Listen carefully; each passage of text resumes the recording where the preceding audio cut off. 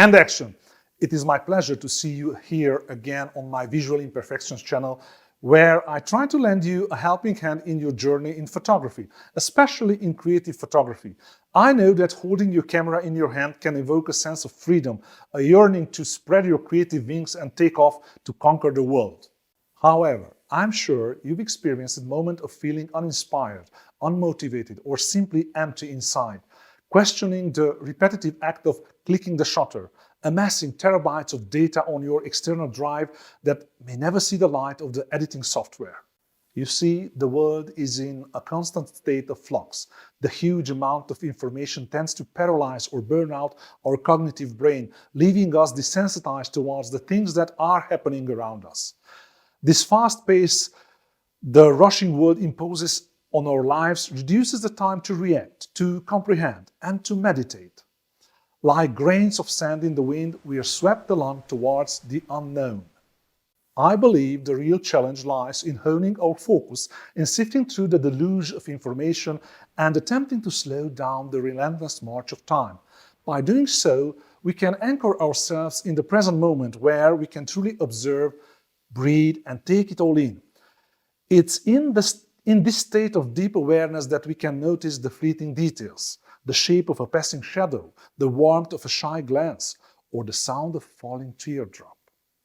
Yes, it is our task to slow down time around us in order to regain inner balance, to be able to truly observe the moments that make our finger itch on the shutter of the camera. When we are fully present, our senses are heightened, allowing us to detect any slight changes in our surroundings and to capture that perfect moment with precision and clarity. In other words, your mind, body, and soul are aligned perfectly for that very moment you have just captured. Now, Elliot Erwitt's quote pops into my mind. Photography is an art of observation. It has little to do with the things you see and everything to do with the way you see them. Maybe that's why we should spend more time observing rather than capturing, especially as we embark on our creative exploration of the world around us. While I may not be a seasoned traveler by default, occasionally I have the opportunity to step out of my county or even my country for various reasons.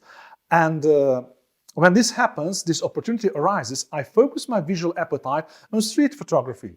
In order to be receptive and reactive, I travel light, photographically speaking, carrying only my Canon 5D Mark I camera, yes, it is a classic from 2005, and a 35mm prime lens. I noticed when I willingly limit my technical choices, not only do I need to be more creative, but anticipation plays a major part due to the practice of observing my new environment. This way, I eliminate any technical choices I might have if I were to carry my whole camera backpack. I am much more mobile, flexible, assuming position or angles that can elevate my shots.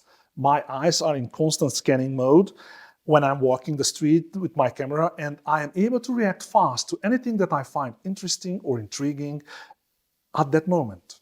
So this is one way to slow things down. Take only the essentials with you, walk the streets, enjoy the moment and the scenery so you can hunt, breathe, and capture the moment presenting itself in front of your camera for your visual enjoyment and satisfaction.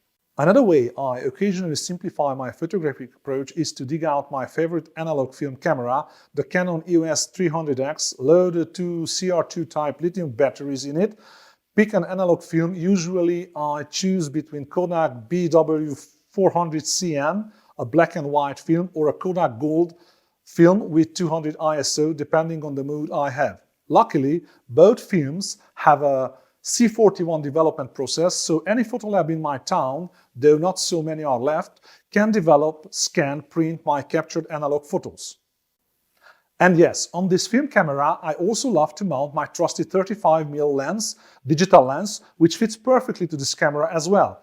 It was one of my desires to unify my gears to be able to use any digital lens on any digital or analog camera I have, not bothering myself with choices for each system.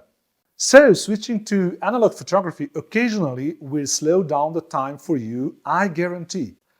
You need to double check everything, read constantly the light on your scene, check all four corners of your composition before you press the shutter, and all this will anchor you in the moment with solid chains, believe me. Today, I'm not going to delve into analog photography because I only know as much as I need to survive with a film camera in my hand. And I'm just a simple enthusiast of this genre.